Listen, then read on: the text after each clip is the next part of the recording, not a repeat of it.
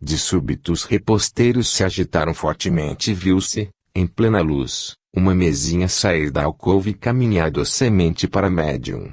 Neste momento, o professor Lombroso entrou na alcova e constatou que o prato cheio de farinha, ali posto, estava revirado, sem que se visse a menor partícula de farinha espalhada fora do prato, feito que, salientou Lombroso, nem o mais hábil prestidigitador seria capaz de operar. Noutra sessão, conforme relatou o célebre escritor científico francês Francisco Henrique de Parville, O Espiritismo e a Ciência, no Jornal do Comércio, do Rio de Janeiro, 7 de agosto de 1892, o Sr. Hirsch, banqueiro, tendo pedido para conversar com uma pessoa que lhe era cara, viu a imagem desta e ouviu-a falar em francês. Ela era francesa e falecida havia 20 anos, língua então desconhecida da médium. Este fenômeno de materialização foi igualmente observado na sessão em que tomaram parte os doutores Defios e Bat, havendo este último reconhecido seu pai, já morto, que por 2 vezes o abraçou. Diante desses maravilhosos resultados, Lombroso não titubeou em permitir fosse publicado na Tribuna Judiciaria, de 15 de julho de 1891, uma carta por ele endereçada ao professor Solfi, datada da cidade de Turim, aos 25 de junho do mesmo ano. Nesta carta, de um verdadeiro e leal homem de ciência, Lombroso confessava, em certo trecho, público e textualmente: estou muito envergonhado e desgostoso por haver combatido com tanta persistência a possibilidade dos fatos chamados espiríticos. Digo fatos, porque continuo ainda contrário à teoria. Mas os fatos existem, e eu deles me orgulho de ser escravo. A sinceridade dessa confissão era o primeiro testemunho da sua imparcialidade. A verdade, para ele, estaria sempre acima de sua própria pessoa. Como é compreensível, a sensacional nova das experiências lombrosianas com Eusápia Paladino e as declarações categóricas do professor fizeram, no mundo científico, grande ruído. Alexandre Aksalkov, diretor do jornal Psychische Studien de Lipsia, conselheiro de Estado de SM e o imperador da Rússia, escreveu, entusiasmado, ao conde Chiaia: glória a Lombroso pelas suas nobres palavras. Glória a vós pela vossa dedicação. Estais largamente recompensados. Tomando em consideração o testemunho insuspeito do professor Lombroso, reuniu-se em Milão uma comissão de ilustres cientistas com o objetivo de verificar os fenômenos eusapianos, submetendo a médium a experiências e observações tão rigorosas quanto possíveis. Foram ao todo 17 sessões, iniciadas em outubro de 1892, na residência do egrégio engenheiro física, Giorgio Finzi. Além deste, participaram das investigações os senhores Aksakov, Giovanni Schiaparelli, diretor do Observatório Astronômico de Milão, Carlo Duprel, doutor em filosofia, da Universidade de Mônaco, Baviera, Angelo Broverio, professor de filosofia, Giuseppe Gerosa, professor de física na Real Escola Superior de Agricultura, de Portici, G. Bermacora, professor de física.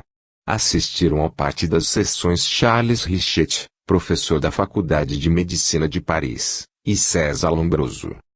Um resumo dos notáveis resultados obtidos foi dado ao público no jornal Italia del Popolo, suplemento ao N. 883, sendo alinhados inúmeros fenômenos: levitação, transporte, pancadas fracas e fortes, materializações, etc., ocorridos à plena luz em semi-obscuridade, muitos controlados pela fotografia, não se falando de enérgica e contínua fiscalização exercida sobre a médium. Conta Richet, que diz ter assistido a quase 200 sessões com Eusápia, que numa dessas sessões de Milão ele foi tocado, em 2 lugares diferentes do corpo, por mãos materializadas, estando as mãos e os pés da médium perfeitamente seguros por Schiaparelli e Finzi. Noutra ocasião, não só impressões digitais foram feitas num papel esfumaçado e colocados sobre a mesa, mas também a impressão de toda uma mão esquerda, sem que ninguém presente à sala fosse o autor dessa manifestação. Não nos alongaremos na descrição de muitos outros fatos interessantes, visto que encheríamos páginas e mais páginas. Em minha ignorância de tudo quanto se referisse ao espiritismo, dizia, mais tarde, o próprio Lombroso, e somente me baseando nos resultados dos meus estudos sobre a história e a patologia do gênio, a hipótese mais provável que me ocorreu foi a de que os fenômenos histerohipnóticos seriam devidos a uma projeção motora e sensorial dos centros psicomotores do cérebro, enquanto outros centros nervosos ficariam debilitados pela neurose e pelo estado de transe. Sucederia o que se observa com a inspiração criadora do gênio, associada a um decaimento da sensibilidade da consciência e do sentido moral. Eusápia, que era neurótica em seu estado normal, em consequência de um ferimento na cabeça que havia recebido quando menina, ficava, durante esses estranhos fenômenos espiritistas, perfeitamente inconsciente e presa também de convulsões. Confirmei-me nessa suposição, refletindo que o pensamento, por sublime que seja, é um fenômeno de movimento, e observando que os mais importantes fenômenos espiritistas sempre se manifestam nas pessoas e nos objetos situados próximos do médium. Tal era, em síntese, na ocasião, a tese explicativa que apresentava. Não podendo conceber o pensamento sem cérebro, nem, por conseguinte, a sobrevivência do humano, com suas faculdades integrais, perfilhava ele, para os fenômenos mediúnicos, as interpretações neurofisiológicas, com exclusão da hipótese espírita. A isso tudo ele ainda acrescentava, aludindo aos que, descrentes por preconceito, sem nunca terem experimentado, nada querem perceber, senão fraude e ilusão. Desconfiemos dessa pretensa penetração de espírito que consiste em divisar farsantes por toda parte, e em crer que sábios somos apenas nós, porquanto essa pretensão poderia levar-nos juntamente ao erro. Nenhum desses fatos, que têm de ser aceitos, porque não se podem negar fatos que foram vistos, é, entretanto, de natureza a deixar supor, para explicá-los, um mundo diferente daquele que os neuropatologistas admitem. O tempo passa. As experiências de Lombroso se multiplicam. Seu amigo professor Irmacora demonstra-lhe a insuficiência da hipótese aventada de início, no seu caráter físico, por assim dizer. O chefe da escola psiquiátrica italiana sente, aos poucos, a fragilidade de sua interpretação psicofisiológica para os fenômenos, e eis que, em 1900, numa carta ao professor Dr. M. T. Falcomer, espírita convicto, declara, com a sinceridade que sempre o caracterizou, sou, com relação às teorias espíritas, como o pequeno seixo na praia, ainda a água não me cobre, mas sinto que, a cada maré, vou sendo arrastado um pouco mais para o mar. Sempre fiel a método experimental, realiza ele novas sessões com Eusápia, sem pelo menos, afirmou, em 1908, ao redator do jornal parisiense Le Matin, em Milão, Gênova, Nápoles, Turim, Veneza, e parece que também em Paris, sessões que o levam passo a passo, lento, a tender para a hipótese espírita. Em 1902, na casa da Condessa Selesia, reúne-se a um pequeno grupo de amigos, entre eles os doutores Selesia, Morcelli e Porro, e obtém novas e valiosas confirmações experimentais dos fenômenos mediúnicos de Eusápia. Neste mesmo ano, entre surpreso e emocionado, vê o espírito materializado de sua própria mãe, ouve-lhe a voz e sente-lhe o contacto. Anos depois, este fato se torna a repetir ante seus olhos e dos demais assistentes. Referindo-se ao Dr. Pio Foar, que, por essa época, obtivera numa placa a impressão de um dos dedos de uma mão materializada, escreveu Lombroso, e a primeira vez, se não me engano, que nos aproximamos intimamente, experimentalmente, dos fenômenos e, por assim dizer, do organismo espírita, dessas representações passageiras, transitórias, da vida do além, cuja existência os incrédulos pretendem negar, apesar da opinião universal confirmada por milhares de fatos que se multiplicam incessantemente aos nossos olhos.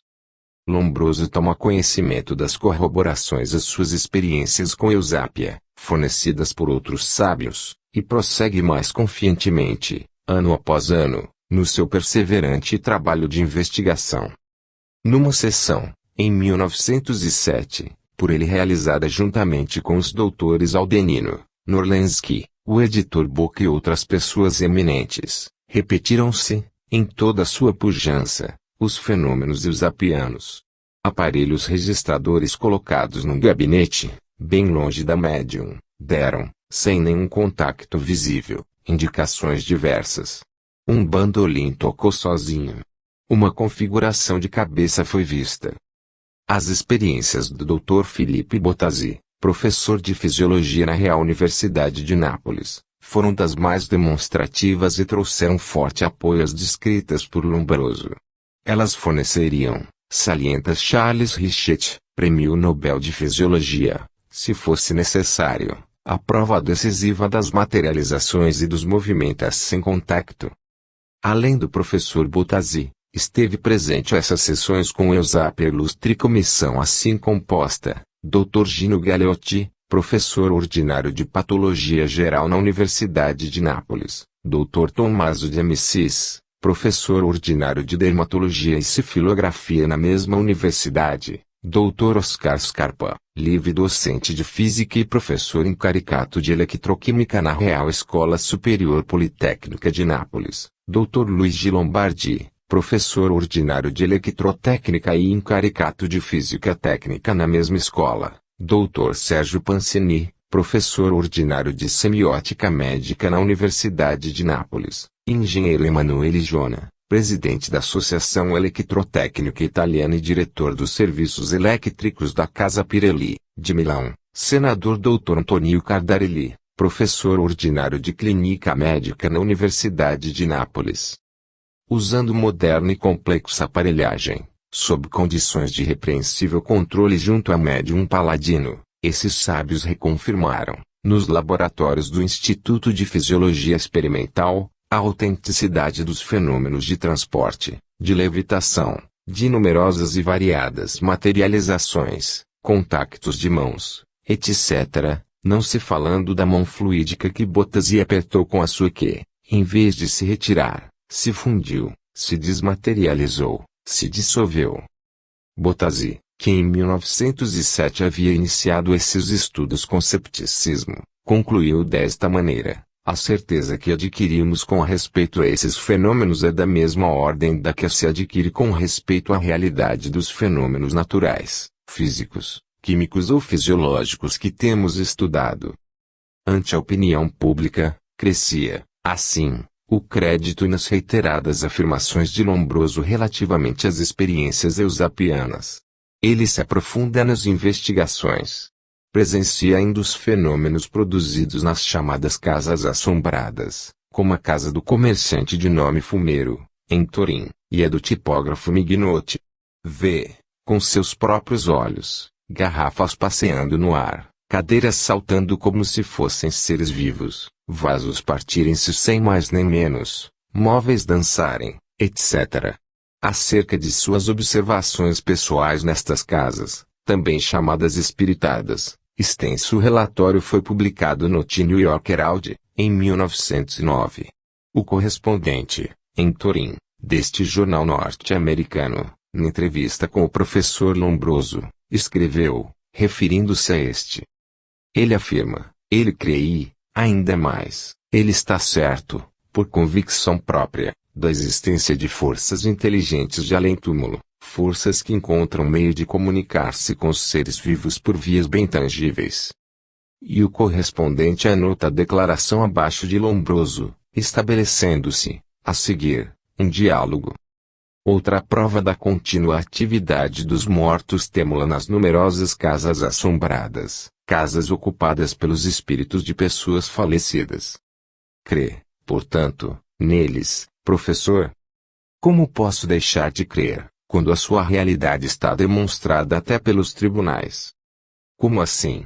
Em resposta, Lombroso relata ao correspondente 2 casos em que os tribunais anularam contratos de aluguel de casas frequentadas por espíritos e nas quais seus moradores estavam impossibilitados de viver. Refere outros casos por ele mesmo observados, em que as manifestações se produziam, com isso sem intervenção de médium, e disse aos correspondentes estas expressivas palavras: Você me olha com assombro. Pode, porém, crer no que lhe digo. Houve tempo em que eu ria dessas coisas, mais do que você ri agora. E não faz 20 anos despertei também entre meus alunos o riso, ao dizer-lhes que nunca creria no espírito de um armário. E agora, o senhor crê de fato, professor? Creio na evidência.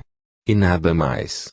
Foi somente depois de haver verificado os fatos das casas mal assombradas, declarava o sábio criminologista, numa espécie de confissão pública, e de observar o Zápia, em estado de transe, dar respostas com clareza e de modo bastante inteligente, em línguas que, como o inglês, desconhecia inteiramente, conseguindo até modelar baixos relevos que nenhuma pessoa em condições normais podia fazer, ainda mais sem instrução, como era ela. Foi somente depois de tudo isto e após tomar conhecimento das experiências de Crookes com Homem Katia King, de Richet e outros, que me vi, também eu, compelido a crer que os fenômenos espíritas, se bem sejam devidos em grande parte à influência do médium, igualmente devem ser atribuídos à influência de seres extraterrenos, que possamos talvez comparar a radioatividade persistente nos tubos, depois que o rádio, ao qual ela deve sua origem, haja desaparecido. A evolução de Lombroso,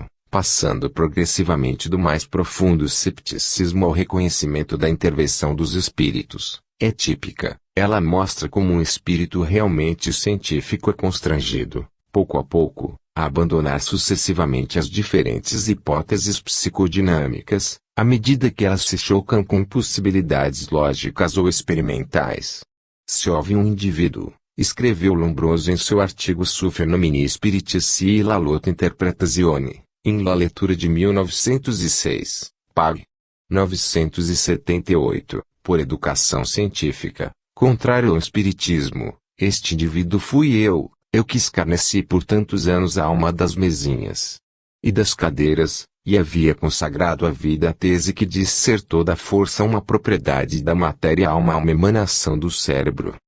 Mas, se sempre tive grande paixão pela minha bandeira científica, encontrei outra ainda mais fervorosa, a adoração da verdade, a constatação do fato. Todos esses sábios, decididos a não se deixarem enganar, afirmaram e confirmaram os fenômenos produzidos por Eusápia. Para se crer que tudo não passa de ilusão, precisaria supor que todos, sem exceção, fossem ou mentirosos ou imbecis. Precisaria supor que 200 observadores eminentes, menos ilustres talvez que os citados, porém de grande e sagaz inteligência, fossem, também eles, ou mentirosos ou imbecis. Assim declarava Richet em seu Traité de Metapsichique, 1922, acrescentando, em outra obra de sua autoria, La Grande Espérance, 1933, que o testemunho de um só desses grandes homens seria suficiente. Enquanto a maioria desses estudiosos se embrenhava por hipóteses engenhosamente arquitetadas, sibilinas ou absurdas, e aí estacionava, Lombroso foi mais além, naquela ânsia incontida de se aproximar mais e mais da verdade.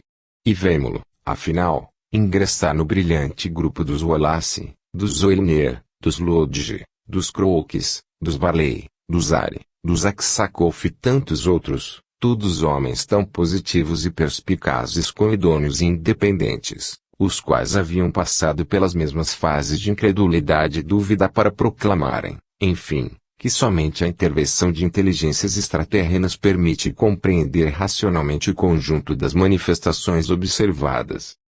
Eu tenho coragem, frisava Lombroso no trabalho.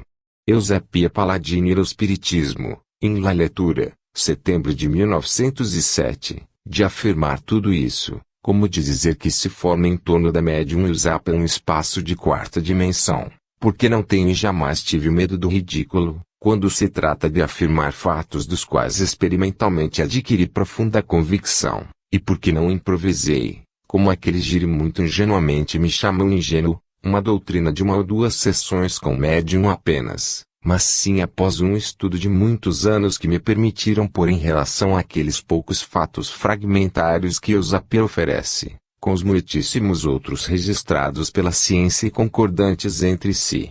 animado de uma intrepidez moral e científica e de uma sinceridade bem raras entre os seus colegas, Lombroso resolve, desafiando a opinião pública e as academias, escrever uma obra na qual condensaria o resultado de suas pacientes investigações no domínio do espiritismo experimental, investigações que terminaram por consertá-lo definitivamente às crenças espíritas.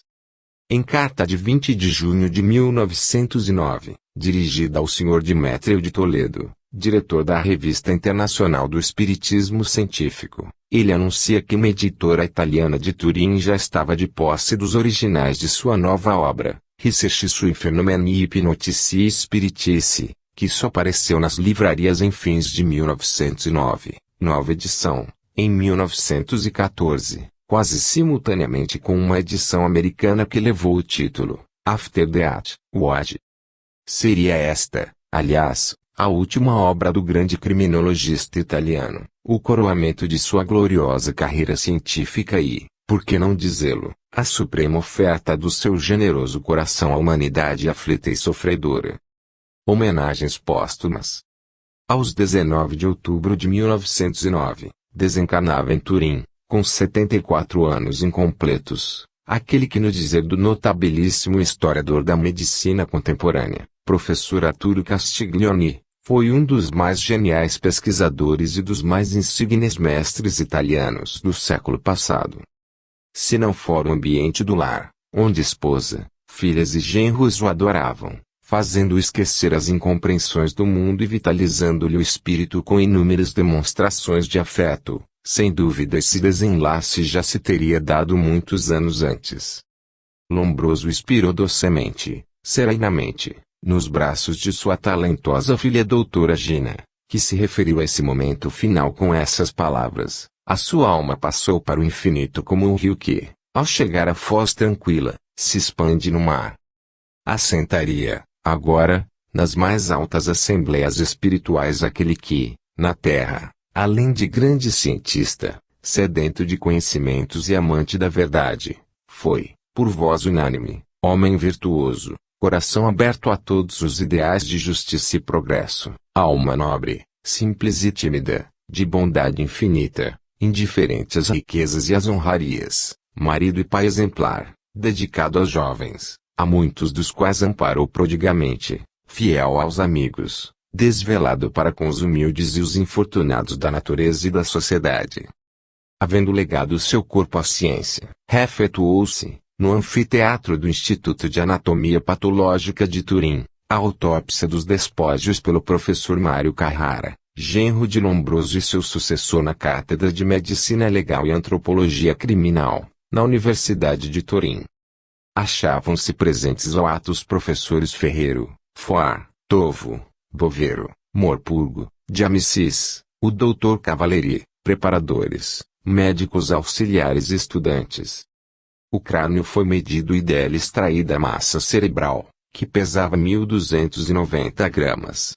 Era, para decepção de todos, um cérebro de peso normal, igual a tantos outros, e foi conservado no Museu de Antropologia Criminal da Universidade de Turim. Pelo telégrafo transmitiu-se a todos os centros civilizados do Ocidente e do Oriente a notícia da desencarnação do famoso chefe da escola antropológica italiana, levantando ampla e dolorosa repercussão mundial. Não só os periódicos científicos, mas igualmente os jornais diários de inúmeros países lamentaram profundamente, em destacados artigos, a irreparável perda. A Itália em peso, mundo oficial e povo, se uniram nas homenagens póstumas. O rei Vítor Emanuel III telegrafou à família do extinto, com afetuosa simplicidade: prego voler crederiala viva parte prendo ao loro dolore, interpretando ainda o sentimento de todos os italianos. Nas universidades, nos corpos e sociedades científicas de toda a Europa, eminentes professores relembraram, em discursos e conferências, as grandiosas obras científicas de Lombroso, reverenciando, ainda, o homem privado, com o encanto de suas virtudes e modéstia pessoais. Entre esses homenageastes destacamos os nomes de Ferri, Bianchi, Roncoroni, Antonini, Capelletti, Zerboglio, Borri, Tamburini, Ottolenghi, Ferreiro, Benedetto de Luca, Legiardi Laura, Guido Ruata, Mazzini, Paulo Arcari, Morcelli, etc. O professor Henrique Ferri, um dos famosos esteios da Escola Positiva de Criminologia e Direito Penal, assim se pronunciava sobre o seu mestre. César Lombroso pertence àquela admirável falange de pensadores e de investigadores da verdade, que, na segunda metade do século XIX, transformaram radicalmente nosso modo de conceber o universo vivente e as relações do homem com este, revelando-se em 50 anos muito mais enigmas da vida que em mais de 20 séculos, apesar do gênio poderoso de tantos filósofos e da fantasia metafísica, de Platão a Berkeley.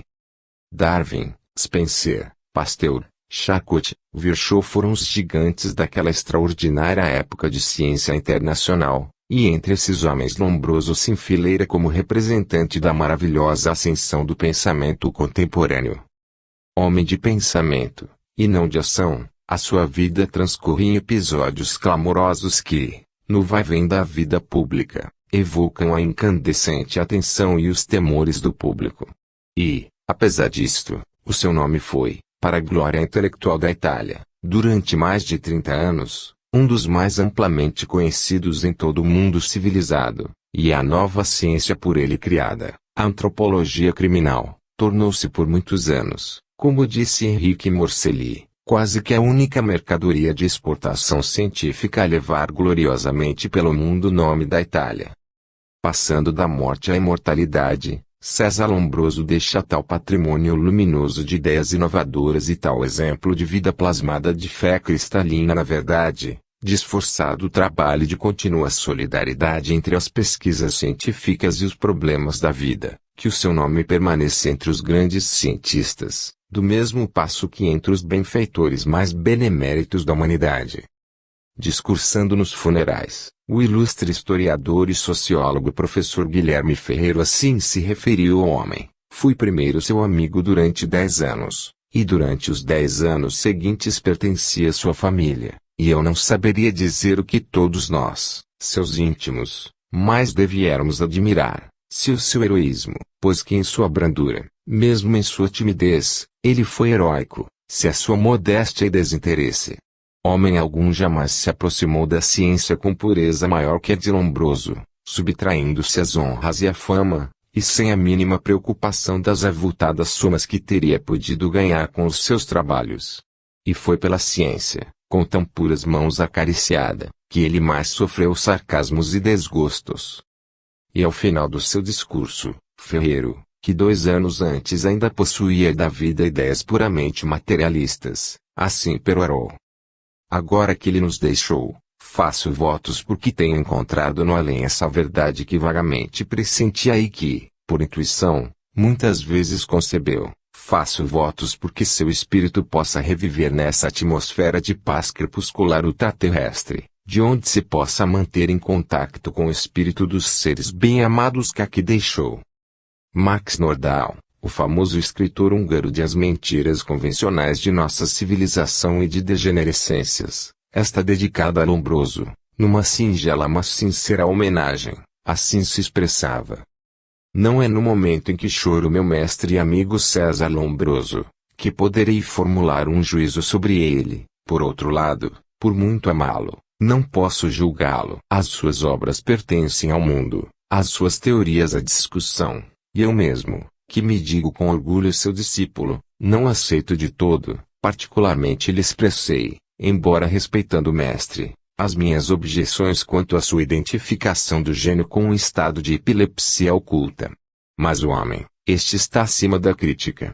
Ele era admirável, o cérebro mais prodigiosamente rico de ideias originais, o coração mais generoso e mais amante, o caráter mais reto, mais franco que já honrou a humanidade. Ele era firme como uma rocha nas suas convicções e conciliador como um Buda na forma, modesto como um santo, reconhecido, como uma criança, a qualquer bondade.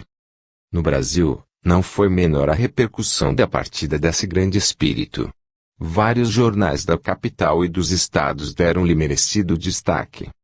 O País, em um dos diários cariocas mais lidos na época, estampava na primeira página do seu número de 20 de outubro o longo artigo laudatório, que assim se iniciava.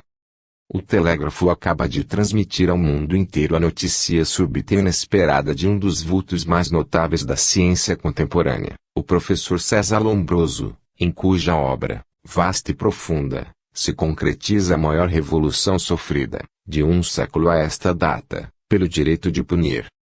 O Senado Federal Brasileiro, na sessão de 20 de outubro, a requerimento do senador Alfredo Elis, inseriu em ata um voto de pesar pela morte do eminente homem de ciência, nisto sendo acompanhado pela Assembleia Fluminense. Na Escola Livre de Direito e na Faculdade Livre de Ciências Jurídicas e Sociais do Rio de Janeiro, corpo discente e docente se associaram nas homenagens ao extinto. O festejado matutino carioca, a Gazeta de Notícias, inseriu em sua edição de 20 de outubro, na secção aqui, ali, acolá, sob a responsabilidade de seu assíduo colaborador M.A., um trabalho deveras revelador sobre o ilustre desencanado.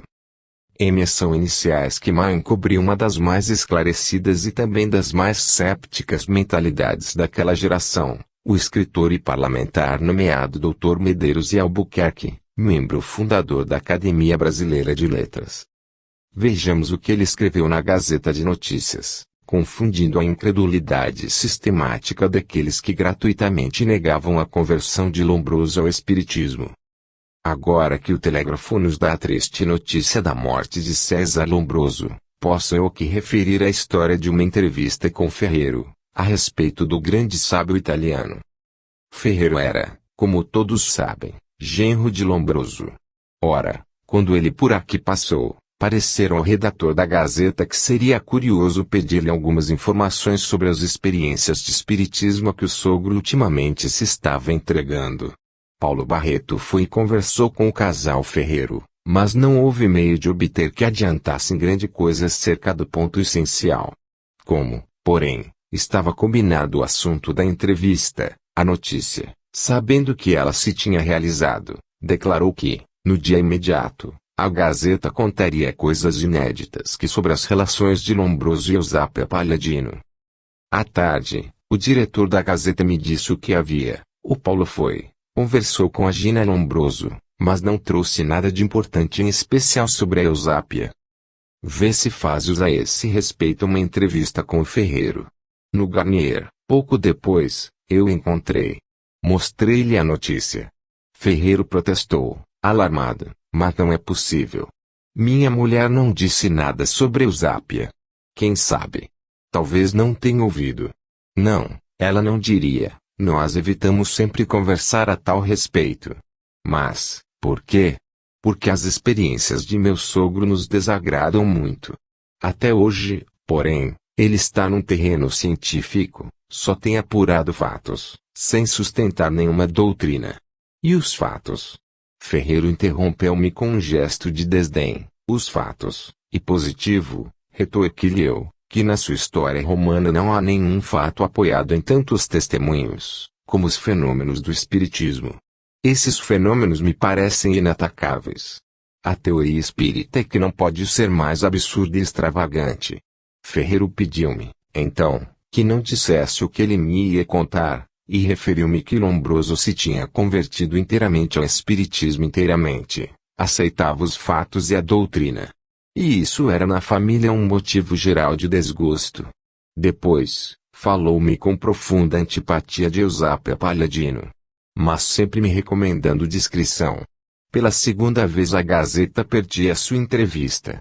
Aqui vai ela, entretanto, 2 anos após. Depois daquele dia, Lombroso acabou revelando seu modo de pensar. Sua morte me desobriga do segredo prometido e guardado, porque Ferrero só não queria tratar do assunto, para não ser desagradável ao sogro. Muita razão teve assim o ilustre escritor espírita, engenheiro Gabriel Bellamy, em dizer, há 50 anos, a posteridade, sempre mais justa que os contemporâneos, contará entre os títulos de glória do grande criminologista suas pesquisas sobre espiritismo. Para perpetuar a memória do sábio italiano, foi erigido na sua cidade natal, Verona, um monumento da autoria de Bistolfi, para cuja construção colaboraram 24 nações.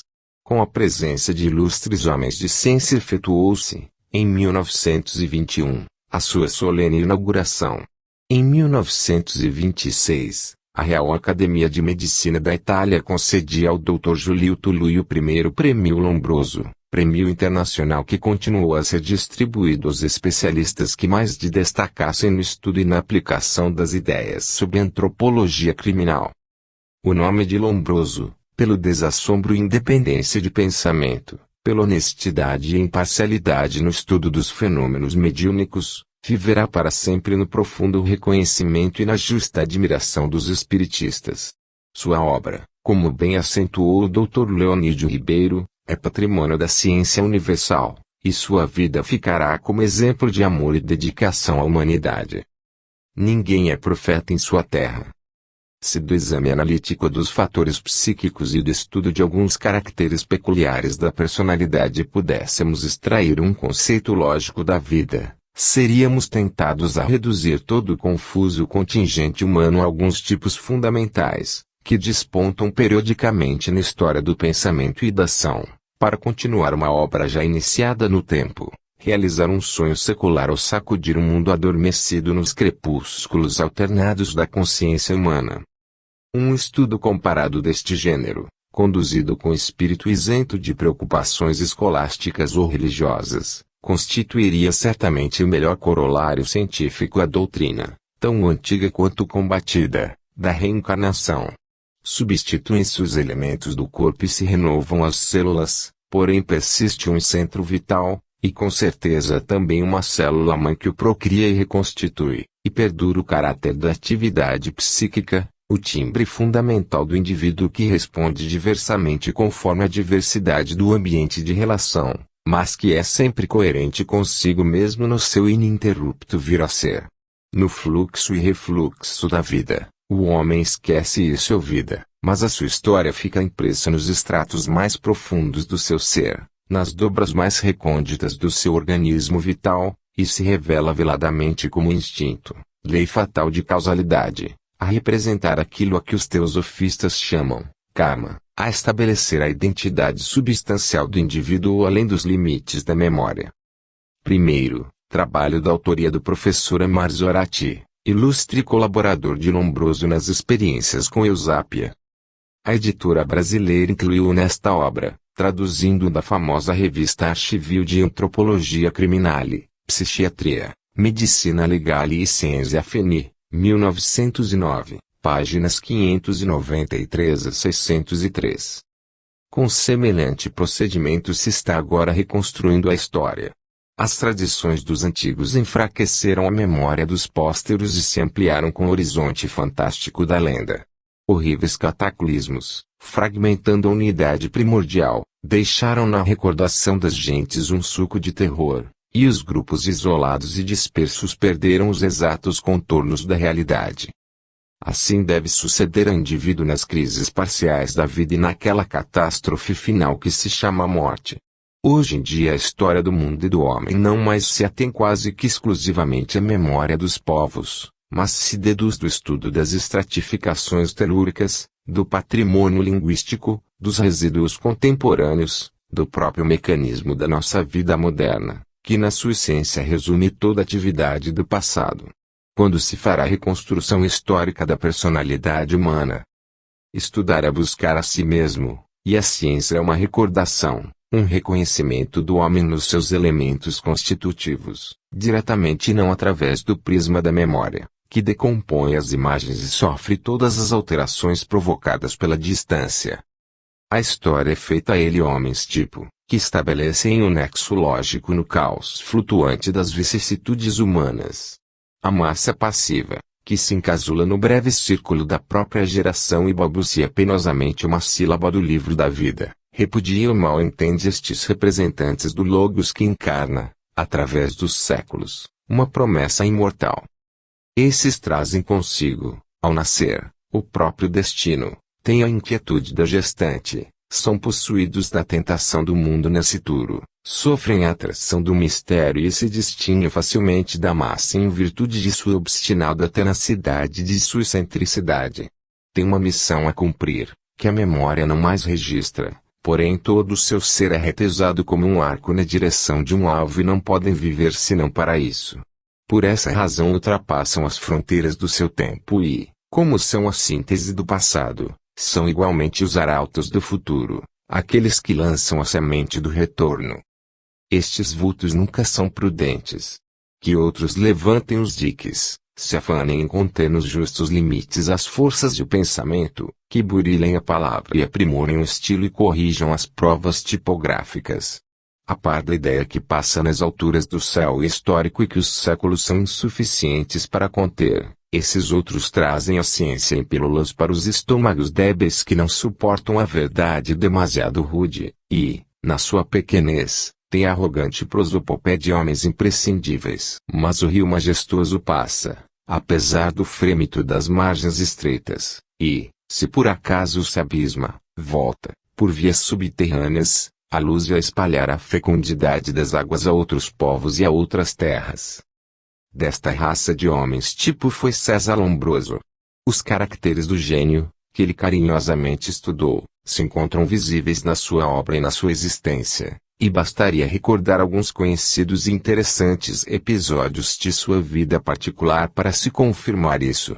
Em seus escritos, ele semeava mancheias em propriedade do estilo e as ideias, descurava os erros de impressão, não manipulava demais o material para que servisse as suas geniais construções, e fazia tudo isto com adorável simplicidade e desenvoltura.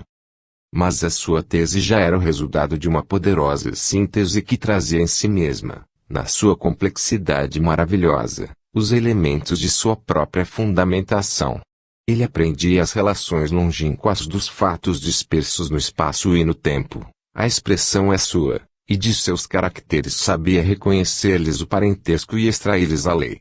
O vasto processo de associação de ideias, que sobrepujava nele a capacidade comum, faz que seus enunciados mais pareçam frutos de uma intuição genial que o resultado de uma pesquisa árdua e minuciosa, mas assim não é, e lhe fica toda a glória de ser escravo dos fatos, como ele mesmo se proclamava.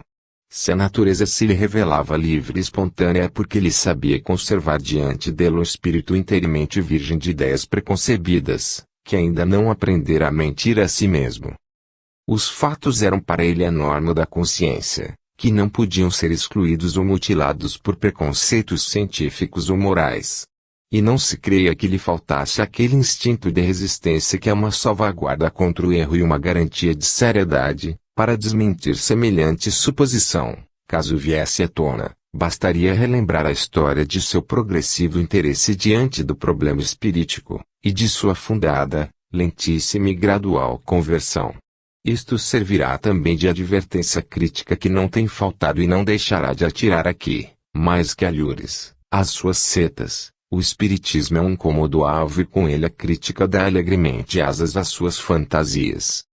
Na rápida evocação irei fazendo das fases que assinalam a evolução do pensamento lombrosiano em relação ao espiritismo, valer-me-ei de suas próprias palavras.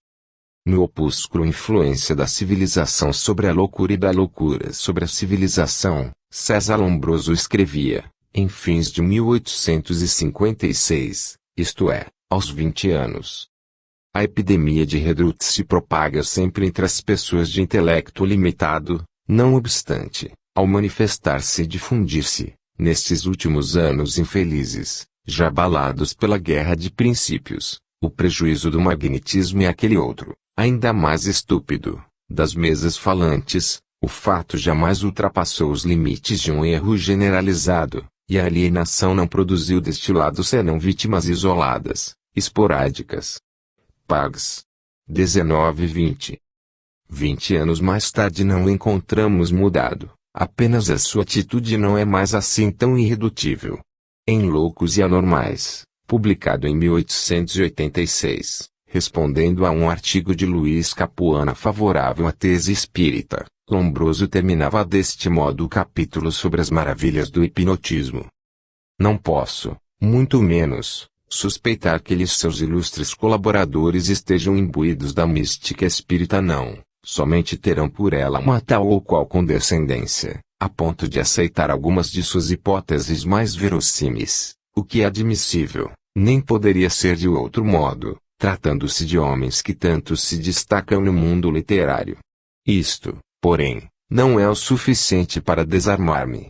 Seja porque tenho uma têmpera exclusivista, intolerante, que é ao mesmo tempo mesmo o defeito e a minha força, seja também porque tenho a convicção profunda de que, nestas coisas, basta conceder ao vulgo, sempre propenso à fantasia, um pequeno filete para que este se torne, em curto tempo, uma volumosa torrente. Pag. 72. E no apêndice crítico aos estudos sobre o hipnotismo, acrescentava: dêem-me 1000 modos novos de conceber a matéria, mas por caridade não me façam conceber os espíritos dos espelhos e das poltronas. Mas eis que, em um artigo sobre a influência da civilização sobre o gênio, publicado em 1888, no número 29 de Fanfula degli Domenica, Lombroso, impressionado com alguns aspectos dos fenômenos hipnóticos por ele estudados, reconhecia, com grande sinceridade e franqueza, a sua posição e a da ciência ante os fatos novos. Toda época é igualmente imatura para as descobertas que não têm ou têm poucos antecedentes, e, quando é imatura, acha-se na incapacidade de se aperceber da própria inaptidão para admitir-as. A repetição da mesma descoberta, preparando o cérebro para receber-lhe a impressão, torna sempre menos relutantes os ânimos para aceitá-la. Na Itália, por 16 ou 20 anos, se tomou por louco, no seio das maiores autoridades, a quem descobrira pela graseína, ainda agora o mundo acadêmico ri da antropologia criminal, ri do hipnotismo, ri da homeopatia. Quem sabe se eu e meus amigos, que rimos do espiritismo, não estamos no erro, pois que nos achamos, exatamente como os hipnotizados, graças ao misonismo que em todos nós dominamos, na impossibilidade de reconhecer o próprio erro, e da mesma forma como muitos alienados, estando nós apartados da verdade, rimos daqueles que não estão. E mais tarde, depois que a insistência de Ercole o levou a realizar as primeiras experiências, em uma famosa carta por ele dirigida a Ernesto Seuffi e publicada na Tribuna Judiciária de 15 de julho de 1891, Lombroso fazia a famosa declaração que desde então se tornou um lugar comum: eu estou muito envergonhado e desgostoso por haver combatido com tanta tenacidade a possibilidade dos fatos ditos espíritas. Declaração reiterada 1 ano depois, em outra carta, ao Dr. Nicola Santangelo: no Espiritismo há fatos novos que merecem profundo estudo. Eu, infortunadamente, tenho poucos meios, mas não deixarei de tirar proveito de todos aqueles que me forem fornecidos.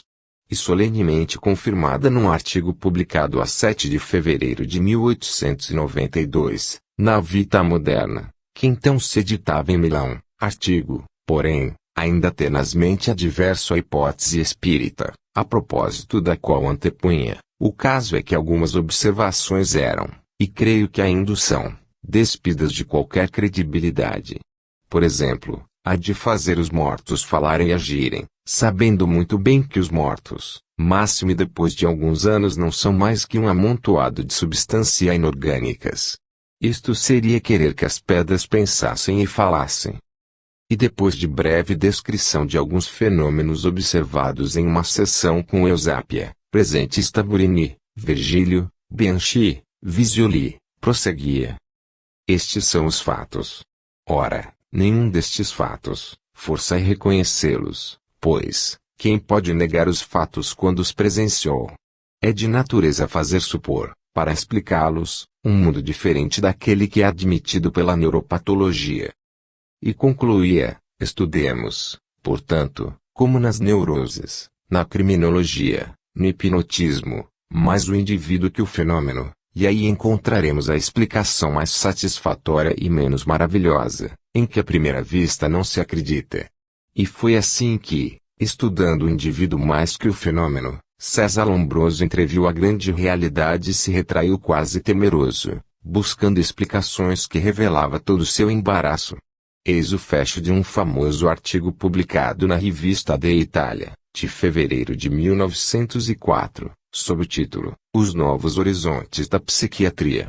E daqui se vai insensivelmente, Se o passo não for uma temeridade, aquele mundo ainda oculto, objeto de ferozes disputas entre quem observa e aceita o que observa e o acadêmico que fecha os olhos para não ver, aquele mundo impropriamente chamado espírita, e do qual algumas manifestações, por obra de indivíduos singulares, denominados médiuns, vão se multiplicando a cada dia, como a levitação, o voo lento do corpo, sem esforço de quem o executa, ou melhor, de quem o sofre, como o movimento de objetos inanimados, e, o que é mais singular, as manifestações de seres que têm, por muito bizarro e imprevista que seja, uma vontade, uma motivação, como se tratasse de seres vivos, e que de vez em quando demonstram presciência de fatos futuros.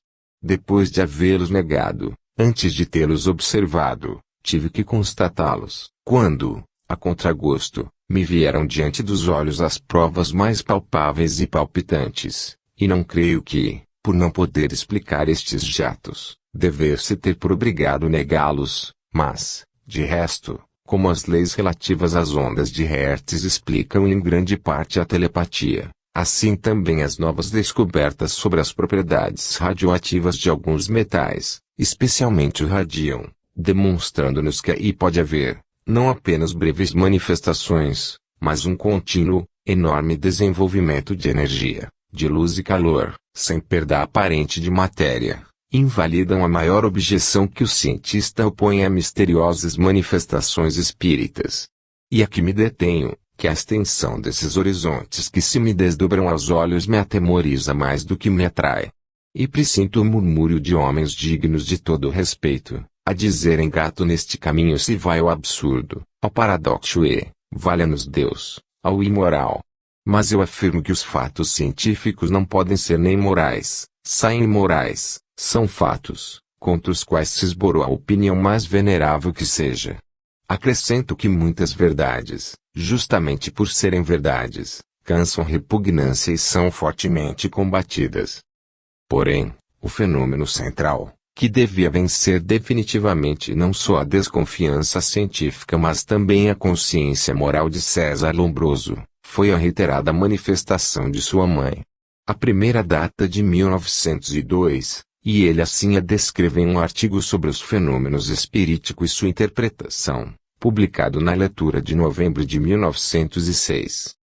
E logo em seguida eu vi, estávamos em semi-obscuridade com luz vermelha, afastar-se da cortina uma figura de estatura semelhante à de minha mãe, velada, que deu a volta à mesa até chegar a mim, sussurrando-me palavras ouvidas por muitos, mas não por mim, que sou meio surdo, tanto que eu, quase fora de mim pela emoção, lhe supliquei as repetisse, e ela o fez, dizendo-me, Cesare, fio mio, o que, devo confessar, não era de seu hábito. Ela, na verdade, como boa veneziana, tinha o hábito de chamar-me mio fiol e, retirando por um momento o véu da face, deu-me um beijo. Eusápia, naquele instante, tinha as mãos presas por duas pessoas, e a sua estatura é, pelo menos, 10 centímetros mais alta que a da minha pobre mãe.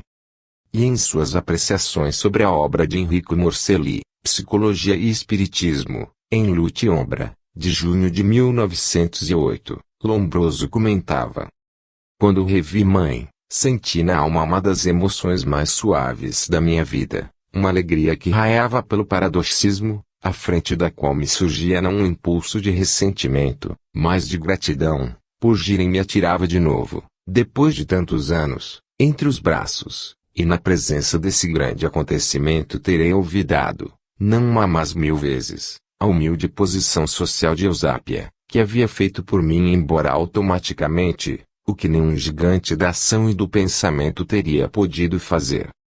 Mas para que não se creia que César Lombroso tenha sido levado às suas últimas conclusões unicamente pelo sentimento, reproduzo, do mesmo artigo da leitura mima referido, as razões que, em fins de 1906, o fizeram adotar, para certos casos, a intervenção dos espíritos. Como todos sabem, eles haviam inicialmente tentado explicar os fenômenos telepáticos exclusivamente com a teoria das vibrações e os de escrita medianímica pela atividade inconsciente de um hemisfério cerebral normalmente inerte. Eis como ele se retrata. Mas, justamente me foi observado por Hermacora que a energia do movimento vibratório decresce na razão do quadrado da distância. Desse modo, se pode explicar a transmissão do pensamento a pequena distância. Incompreensível se tornam os casos de telepatia de um a outro hemisfério da Terra que vai atingir os percipientes sem desviar-se, mantendo um paralelismo por milhares de quilômetros e partindo de um instrumento não instalado sobre uma base móvel.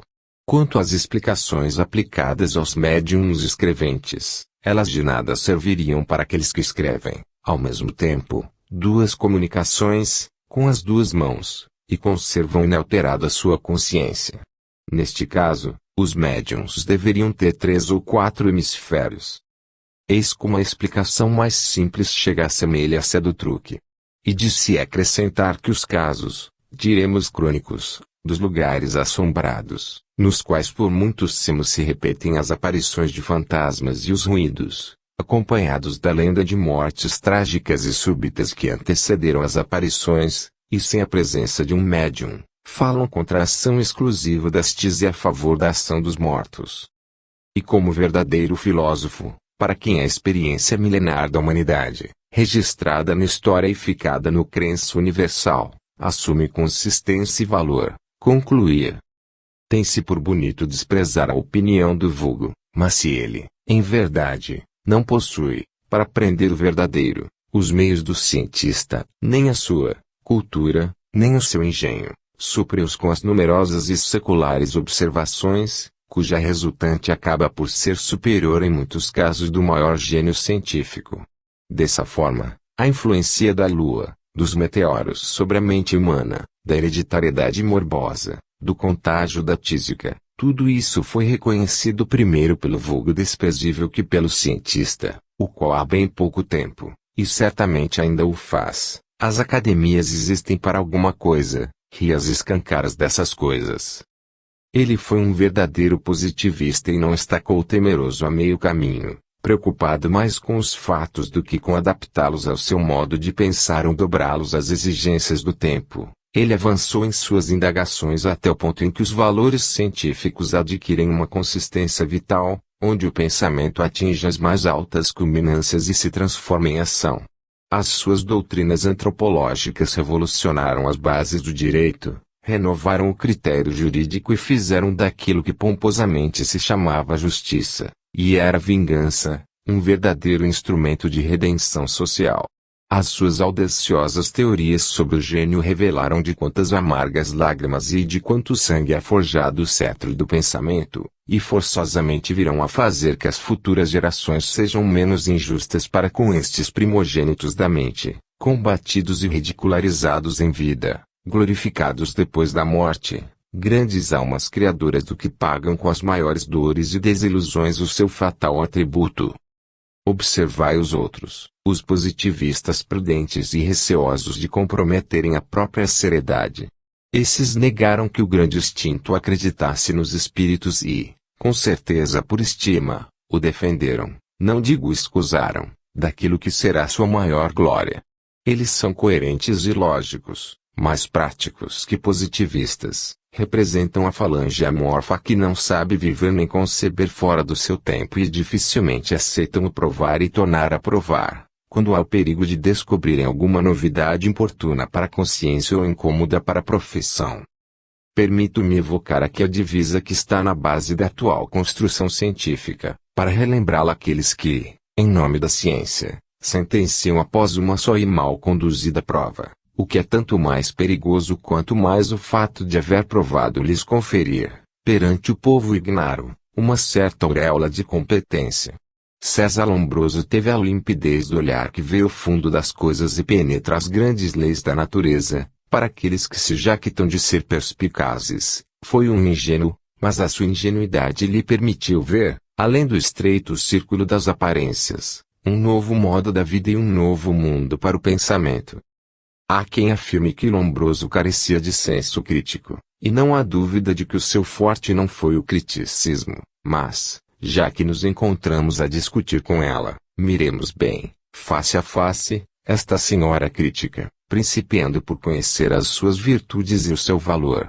A crítica, enquanto se vale dos elementos positivos e negativos para alcançar uma justa avaliação dos fatos, merece todo o respeito. Ela é a nossa salvaguarda, a nossa medida, a desgraça daquele que a repudia e menospreza, mas, por isso mesmo, ela deve ser íntegra, impessoal,